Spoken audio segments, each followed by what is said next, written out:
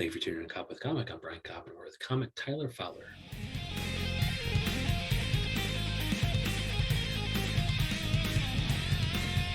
Tyler Fowler, how the hell are you? I'm good, Brian. How are you? Good. Thank you so much for coming on. We follow you everywhere. You are _ Tyler Fowler on at least Instagram, but also Twitter. Yeah. And you're one of the three, the power trouble, as you say, of Team Us Comedy. And that is Team Us Comedy Shy on Instagram. But you also have your teamuscomedy.com, where each of the power thruple or power trouble has their own kind of informational page. Tell me real quick about what Team US Comedy has been doing as far as producing shows in Chicago for quite a long time. Yeah, it's just me and a couple good comedian friends, and we just started kind of. It started when we first started doing stand-up. Honestly, we didn't have a lot of places to perform, so we started kind of making stuff for ourselves. And in the years since then, the three of us have been. Our one friend Meg moved out to LA, and we've been the three of us have been working a lot, doing stand-up kind of everywhere. But we still produce a handful of shows around Chicago. We look for places in the Midwest, look for places that are kind of unique in some way. We work with some breweries outside of the city, and let's say Wisconsin or Indiana. You say You say breweries? Yeah. Wow. What's it like? What's it like playing there? It's always interesting. I think breweries in general, have people who go there are usually there for a good time, or they're there because their life is in shambles. So comedy works out for that group for sure. They're either people who are looking for fun or need an escape in some way. Yeah, but especially Meg is pretty big out on the West Coast, right? Yeah, Megan Dirty. She lives out in LA. Super funny. One of my best friends, and just a great comic. How do you guys all find each other? So early on, were you not getting gigs because you were new, or was it because of you have some people of color in that power trouble? Mostly I think because we were new. We were just so new, and we didn't really know better, that we shouldn't really have been getting a bunch of gigs because we weren't very good.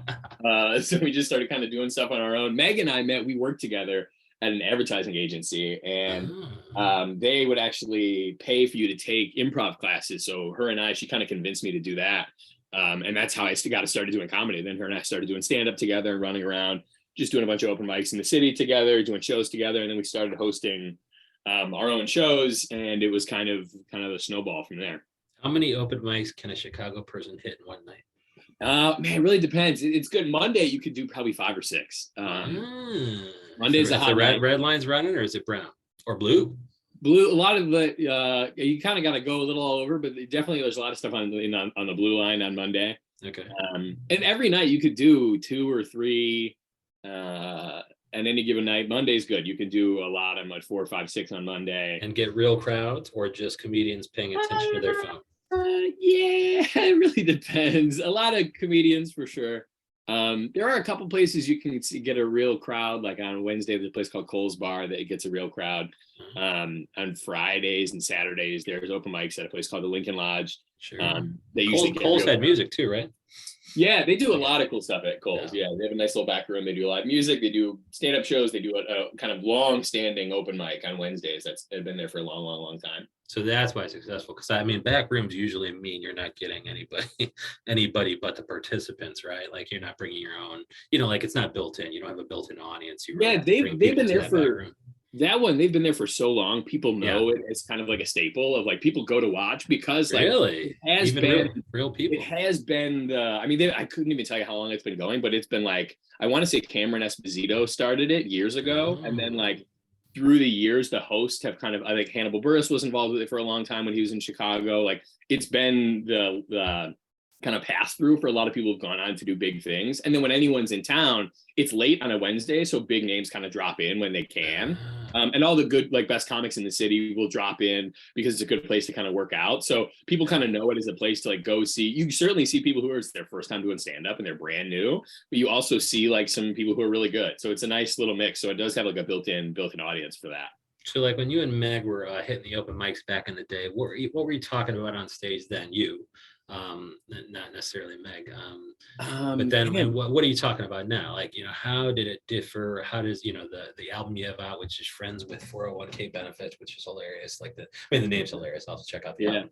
But, how did the subject matter differ between the album and what you were doing with Meg when you were hitting 5 to 6 open mics on Monday? Yeah, that's a good question. It's funny. I can't even think about what I was talking about back then. It Probably a was good so thing. unimportant. I Right? wouldn't care to think about it. But it also is like you're so new. You're just trying to be like whatever's funny, like Yeah. anything that is funny. Like I don't care what it's about. I don't care. I'm just looking for a joke, which now I know is kind of misguided. But now I talk a lot about like things from my life. A lot of like dating and relationships, family, any observation, like any kind of stuff that is like I try and be like relatively personal, like things that are about me. I'm trying to think of any really. I did early on. I think talking about my family a lot, just because it's like it's what you know very well. Yeah. And there's So a you're lot of saying like, I mean, so you're saying early on it was misguided because you were just trying to get the laugh. So whatever yeah, setup and punch you could throw out there, but then you're just coming across with inauthentic material that's not very personal to you. Everybody's doing the same shit. The comedians in the audience can smell your punchline a mile away. And so you're saying the better way to do it is actually to get on stage and just talk about things that are personal to you, because then if you can't be funny, be interesting. I thought that's what Matt Ruby said once. And so I like you're that. getting on there talking about your personal shit or your things that are actually happening in your life, because that is different from what other people are doing, and the laugh might be unexpected, right? Yeah, I like that. Yeah, and certainly I think too there was an element of like early on, you're just so desperate for a laugh. It's like it's not even necessarily stuff that I think is funny or like my is stuff that I'm interested in. It's like whatever you guys think is funny. It's kind of like letting the audience dictate what you're gonna do. It's like whatever you guys like, I'll do that. You're just so desperate to be like, please laugh at me, please like me. Right. And then your album becomes, just the worst collection of knee jerk shit, like that's people talking about, Matt Ruby back in the day, that, Adolf Hitler joke. It's like, yeah, like all the open micers do. Like you go to the extremes of comedy, and that's not what your album necessarily should be. It should be about you.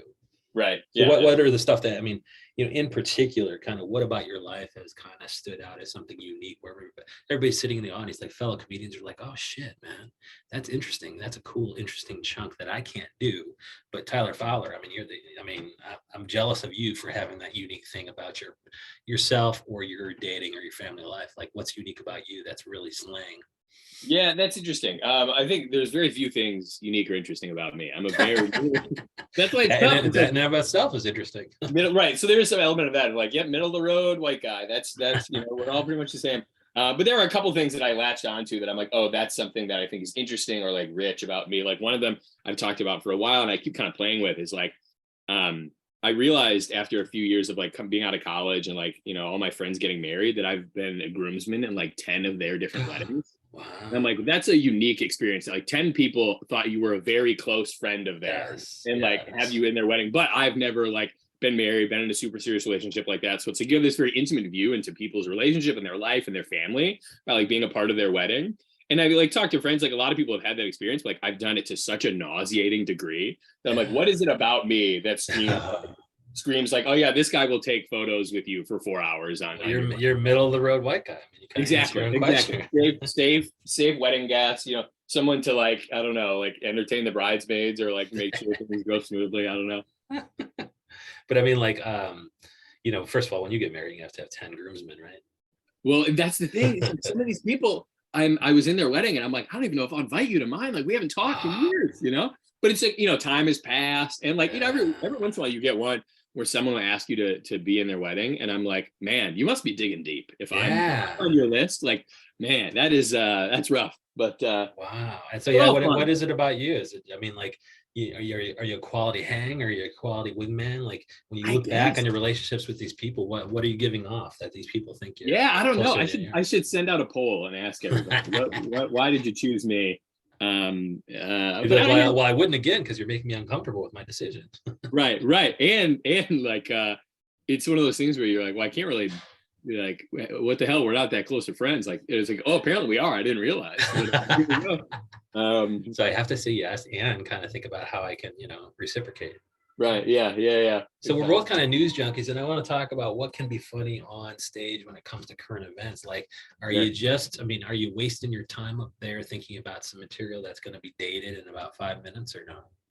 Yeah, I try not to write. That's the thing. I consume so much news, but like I try not to write stuff that's too topical because I do want something that's going to like be lasting. Yeah. But I think what I'm being more aware of now is like a lot of stuff like either will last longer than you think, or is like something that's interesting that a lot of people know about, or will like just help you, even if it's not like the joke doesn't always stay like linked to this news story, there's something funny about the situation that you could kind of use in a different way, or just like it's a good skill to build. Like, oh, just find a funny thing that's relevant. I really like anything that I can be like, the whole audience understands the setup, some way for me to communicate like, hey, I'm in the same world as you guys. I'm So for example, like you have to generalize a little bit. So you think, okay, well, this crypto guy, he's fucking blown up in the news for doing something unseemly. And so, and if it wasn't him, it'd be the Enron guy before him, or the right. Elizabeth Holmes from Theranos. It's fine to now write some corporate, some corporate greed jokes, or, there's gonna be a new pop star every 5 seconds. So let me generalize a little bit more to, whoever's, just general jokes about the pop star and how that person is melting down or dealing with fame. Yeah, but it's tough though. Like now the news is so many people get news from so many different places, and there's just so much stuff happening. Like there are very few things that everybody knows about. Like even like the crypto thing, like the FTX. If I went to a club on a Saturday night and said something about, there's like maybe 25-30% people who wouldn't know what I'm talking about. Yeah. Especially like being in the Midwest. Like if I'm working a room in like rural Wisconsin, they're like, I have no idea what you're talking about. Yeah, there's very few things that are like, that's the other part about it. It's tough for me is like, there's two sides of that. One, like you have to be conscious of like, what does everyone know? And there are relatively few things in that category, or like being in a very quick way, being able to explain something like, oh, we heard about this like FTX situation. Like there's a guy, and that's why like, but that specifically that crypto thing is so muddy. Yeah. Even if you're following the story closely, it's confusing about but like let's say again, a crowd in rural Wisconsin or like out in Indiana or something like that, to do a joke about the founder of FTX, I'd have to explain what crypto is, what FTX is, who this guy is. It's like we're into a 15-minute lecture before I even got to the punchline. So it's like, to me, I'm like, that's not something, maybe a joke that would kill at the Laugh Factory in the city, but I can't rely on it to like, take with me anywhere. And even like they abbreviate his name because it's so long. And I've read tons of articles, and I think I know him as SBF, but I don't even know his name right now. Like, so you could say his name and I'd be like, oh, the crypto guy. Okay, now I get it. But like I've even forgotten his name, even though I've read so many articles. Yeah, I forget his first name. Bankman-Fried is his last name. Yeah, and I thought it was Sam. I thought the first name was Sam or something. But so like, what, as far as the type of things that made its way into your album, Friends with 401k benefits, is that on Spotify? Yeah, it is. Okay, but also iTunes and stuff like that. You're not like saying you're number one on iTunes. A lot of people haven't. But top 10 on Billboard comedy. What the fuck? Yeah, I mean, that was exactly what you said. Everyone is number one on iTunes. That is such a commodity. But surprisingly, it is to a layperson pretty impressive because they don't know. Yeah, but even to like the in crowd, top 10 at Billboard comedy. How hard is that? You would be surprised at how not difficult it is. Oh, okay. All right. I mean, it certainly is a notch above Spotify or iTunes. Oh, good. Okay. But if you're getting number one on iTunes, you're probably getting, depending on the week, relatively close on Billboard. Yeah. It just depends on like what else is going on that week, and if you get a lot of like the nice thing that I learned when I put out the album is on iTunes, they let you do pre-sales for like months ahead of time. And all those pre-sales count as sales on the first day it comes out. Whoa. So if you can get people, you just make a really long pre-sale period and you get people to do pre-sales over the course of months. All of a sudden it's like, oh, you sold 150 albums in one day. And that's iTunes. That's iTunes? Yeah. But then the same thing for Billboard, or it doesn't? Billboard recognizes that as like, oh, this all happened today, when really it happened over the course of a couple of months. So then they're kind of like, oh, this is, it just makes a bigger splash. And so that's like pre-sales do count on Billboard? Yeah. So they both count. I mean, like pre-sales is gonna get you number one on iTunes and top 10 on Billboard. Yeah. Wow. Yeah. But that's cool though, because I mean, even in crowd, like even me, I was like, oh, I haven't heard this top 10 of Billboard comedy charts. Oh, that's cool. Yeah, that was totally surprised. I did not expect that to happen. It just someone from Billboard reached out like the week that the album came out, was like, hey, you're getting close to the charts. Like, can you send me some assets? We think you're gonna hit later next week if you keep moving sales. And I was like, what? Like, that's crazy. I did not expect that whatsoever. And so the way you get them some a picture so they can put you in Billboard magazine? No, they're definitely not going into magazine, but they have like an online archive, and then they do have, it sounded like they have a physical, they're like, if you have I didn't have physical copies of the album, but they're like, if you want to send a pressed copy, we'll put it in an archive somewhere. Wow. Which is kind of cool. That, I Yeah. mean, yeah, no, like young Tyler Fowler would be like, oh, that's fucking amazing. And I guess Yeah. that's my question. Like, as far as, young Tyler Fowler, or, Tyler Fowler, who's been doing open mics with Meg back in the day, like what would they have been surprised at made its way? Like, they'd be like, oh my gosh, that made its way into the album. I had no idea that Tyler Fowler of the future would give a fuck about that kind of stuff. Interesting. Yeah. That's such a good question. Yeah, it's putting you totally on the spot.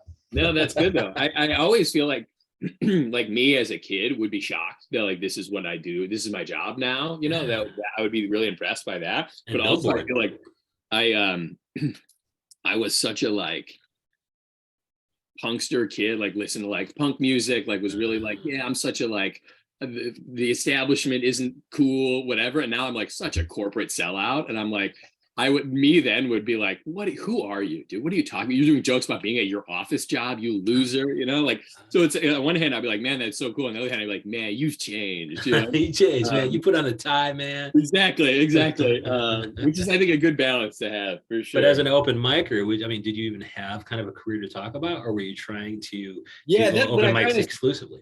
When I started, I was working in advertising, so I did have like a corporate background. Okay. I'm trying to think of stuff that I would be surprised then that I'm talking about now. That you have a 401k plan? Yeah, maybe. The punker would be like, what, a safety net? I have to retire someday? Right. But then what's going to be on your next one then? Like, I mean, you if you couldn't predict what's going to be on this one, how is, Tyler Fowler of 2022 going to know what's going to happen with the next album? Yeah, I guess I don't know. That's the exciting thing, right? It's like there's time will tell. There's some things I'm working on now that I'm like, in general, I think it'll be a lot funnier, just because I've gotten better. As well as things like, I'm glad the album's out there. It's nice to have a footprint on Spotify and be available online. But I'm like, when people tell me they listen to it, I'm always like, oh, well, I promise I've gotten much better. It's like things have changed. It's been years since that happened. Yeah, so I mean, like, what about your delivery or your pacing was different than it is now? It definitely was a little, especially like delivery and pacing was like, I was a lot quicker and like just more nervous. I was just so new. I was way too new to be doing an album. I'm aware of that now. But so why'd you feel ready to do it? How many years were you in? I was like 2 years in. And the only reason it really came together is because my two friends, Meg, and then our friend Vic Bondia, the three of us did it together. So it was like, we each only did like 20 or 25 minutes and we strung it together into an hour. And the idea at the time, it was like a cool concept for us. And we were just excited to do it. Now it's like, I don't know that I would have waited maybe a little while. But again, are you saying they all are in, like, this album is like a three artist album? Yeah. So we each have a version of it that's out there with just our portion, and then we have one that cuts between the three of us. So it'd be like one person introduces, let's say, like dating as a topic, and then the other two also hit on that, and the other person introduces family, and the other two hit on that, like that kind of thing. Wow, that's cool. Yeah, I was just talking with Jason Melton. I thought he was 6 to 10 years in before he recorded his. Yeah. And so you kind of look back and you're like, man, I was a little bit sped up there. Well, and I know now that that's the right timeline, isn't it? 10 years, which is, I mean, lesson learned, I suppose. But does then that mean you have to wait or not? You have to wait, it'll take 6 years for you to feel comfortable making a second album. Yeah, I do think I want to wait until I'm really, really comfortable, because like the first one I think was a little rushed. I don't want to rush the second one. I'd almost rather be too late than too early. Not too late, later than I would expect than too early. Yeah. With another one. And it's just like, I want it to be rock solid, just something I'm really happy with for a long time. So what comedians do you think put together a rock solid hour? Because I think it varies, man. It varies. Like, I can, like, somebody can be top 4 in Mount Rushmore at my comedy, stand-up comedy thing, and be like, nope, that one fell off. This person tested it in front of nobody. Like, yeah, especially during coronavirus. I was like, nope, Yeah. You did not test that in front of as many people. Yeah. Or you got rid of all the people who were telling you no. Yeah. Yeah, that's tough. I mean, there's so many people out there. I've always been a big fan of Mike Birbiglia, and sure. He's someone that, like, every time he puts something out, it's like you could tell he meticulously works on it. You could see, like, I've seen him on the road a couple times, and he the show is different than when he records it. You can see the evolution of it, right? Which is cool to watch. And yeah, I think he's fairly solid across. I think he's yet to fall off. I think now, right? I think and I had Eliza in my top 4, and she fell off. And I almost think Birbiglia took her place. Yeah, and he's one that like, he has a couple of albums like My Girlfriend's Boyfriend and some of his earlier like storytelling shows that like were so good. It's like Yeah. how do you maintain this level of quality? And he's done a decent job of it, I think. He's always exploring something new. He's still, the thing I like about him the most is he does these kind of like long storytelling shows, but it's still at the core of it just set up punchline stand-up comedy. Yeah. Like he's doing jokes. His very first album, Two Drink Mike, is one of my, before he was really doing storytelling shows, is one of my favorite stand-up albums of all time. Like it's just joke after joke after joke, and it's so good. And to me, I see that as like that was the foundation for all the stuff he went on to do. It's like, first I'm going to get really good at writing and performing jokes, and then I can make these like stories and talk about my life. And I think that's why he plays with time so much, because I was watching My Girlfriend's Boyfriend, I think yesterday. Yeah. But I've seen it so many times that actually I think I turned it off. But like it's almost like he goes into a story and he messes with time. Like he talks about getting T-boned, right? Yeah. And then he'll go, well, we have, it's because I was pissed off at my girlfriend. Let's talk about how we met. And I almost think like he's doing it because he has to slip punchy bits into longer stories, and that's why he's toying with time. Yeah, for sure. I do think he's like using it as a setup to get to jokes. And I think he's also like kind of playing with us to be like, okay, I'm going to make you forget about this, and then I get to come back to it later. All these different themes. So are you doing anything like that? You're doing storytelling or no? No, it's a skill that I'm not very strong at. It's something I'd like to work on for sure. For a couple of reasons. Like one, I see stuff like that, I'm just very impressed by it. Yeah. But also like the way I write jokes now is so like, I'll write a joke I love, a new joke, and it's maybe adding 30 seconds to my act. I'm like, if I could write a story and add 5 minutes at a time, it's just like, I've only done stories a couple of times on stage. But being able to do that, I'm like, especially if I'm on the road headlining, it's like that gets me so much further. If I can tell even 3 or 4 minute story, to otherwise that's like 25 jokes, like it's so much time. So I mean, have you mined your life for stories yet? Because if you're talking about dating and relationships and stuff, I mean, I just can't. I just don't know if there's huge stories in it. But there has to be a young Tyler Fowler with your punk period, where you had some funny ass shit. There's a couple of things that I've played with as stories that I'm like trying to flesh out that I think are funny and like interesting. My natural instinct is to take a story and boil it down into one anecdote that's like a setup punchline joke. So I'll take something that could be a longer story and make it into a really strong joke, but it's again 30 seconds or a minute. And what I want to try and start doing is letting those breathe a little more and just be a little bit longer form about like, oh, can I actually tell the story behind this observation or behind this joke? So where do you test that out? Like we're in Chicago, and like you're not you have a lot of like road dates, and I suppose what team here, I gotta look at all your socials again. Yeah, Team Mouse Comedy. I mean, you're doing corporate gigs too, but like there you can't test out kind of taking a short punchy anecdote and lengthening it. So where are you working on that? That's the toughest thing, is like finding out. That's why I feel like I stray so far away from doing stories. It's just hard to work something like that out. Yeah. There's a couple places in the city that are good to like work. We have a couple like storytelling shows, like where stand-ups do stories, or there are like other places where you can do like a longer like open mic set. Where is that? Where is it? Can you? There's a great storytelling show at the Lincoln Lodge on Saturdays, I think at 7, called Campfire Stories. That's a good one. Oh, yeah. And there are just a couple others that like where you can get a chance. There's a good open mic on Monday. It's called 8-Bit, where you get 8 minutes to do one bit or one kind of thing. So that's a great place to be like, oh, I have a story that lasts longer. Instead of getting 3 or 4 minutes at an open mic where I just want to do joke, I can kind of sit back and like really work this out. So I've been trying to do stuff like that. And then there's other shows where I can be like, yeah, I know I have a chance to work out. If I'm on the road doing 45 minutes or an hour, and it's going well, I'll go, great. I'm going to, towards the back third, I'm going to slide in a 5-minute story and just see how it works. If it can. Tough to balance that when you're doing, it's tough to balance that when you're doing that long of a set of just stand up to be like, okay, all of a sudden I'm telling a story. But it is like, it's one of those things I kind of have to force myself to do. It's like, and the story does have a lot of punchlines in it. I'm certainly not up there just kind of waxing poetic, but I wonder if you could take an earlier chunk and kind of make it appear like a story. Just do it, like pretend like Birbiglia never really had these overarching stories. Just be like, oh, I'm going to tell you a story now, and then slip a chunk in. I'm going to tell you a story now, slip a chunk in, and then that way when you get into your stories, they won't be so surprised. But we follow him everywhere. We can't wait for that next album, 6 years out, where he's going to be telling nothing but stories. We follow him at Tyler Fowler _ Tyler Fowler, Instagram and Twitter, but also Team Us Comedy. When's the next Team Us Comedy show? That's a good question. We do a show every Friday, Saturday night at a place called the Comedy Clubhouse in Wicker Park in Chicago. And Meg is just too big for it right now. She's too big. She's big Hollywood on us. But she won't forget you in the trenches, man. Back when you guys were slinging those open mics, right? never. And we still try and we'll go out there once or twice a year. And she goes in Chicago quite a bit. So we get together as much as we can. She'll hook you up with the LA shows. Right, exactly. Do hell yeah. Tyler Fowler, thank you so much for coming on. Thanks for having me, Ryan. This was fun.